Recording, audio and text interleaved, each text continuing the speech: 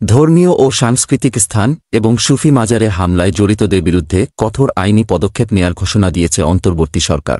শনিবার অন্তর্বর্তী সরকারের প্রধান উপদেষ্টার কার্যালয়ের প্রেস উইং থেকে গণমাধ্যমে পাঠানো সংবাদ বিজ্ঞপ্তিতে এ ঘোষণা দেওয়া হয়।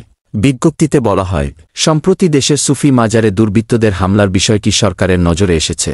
অন্তর্বর্তী সরকার যেকোনো বিদ্বেষপূর্ণ বক্তব্য, ধর্মীয় ও সাংস্কৃতিক স্থান এবং সুফি মাজারে হামলার তীব্র নিন্দা জানাচ্ছে।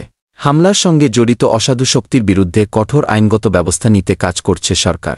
ধর্মীয় উপাসনালয় ও সাংস্কৃতিক স্থান রক্ষায় পর্যাপ্ত ব্যবস্থা নিতে আইনশৃঙ্খলা বাহিনীকে নির্দেশ দেওয়া হয়েছে। বাংলাদেশ হাজার বছর ধরে সাম্প্রদায়িক সম্প্রীতি এবং সব বিশ্বাসের শান্তিপূর্ণ সহাবস্থানের দেশ উল্লেখ করে বিজ্ঞপ্তিতে বলা হয়, আমরা দ্ব্যর্থহীন ভাষায় বলছি যে আমরা সম্প্রীতির দেশ হিসেবেই থাকব এবং ধর্মীয় বা সাংস্কৃতিক সহনশীলতা ও সম্প্রীতি বিঘ্নিত করার যে কোনো প্রচেষ্টাকে কোনো বৈষম্য ছাড়াই কঠোরভাবে মোকাবিলা করব।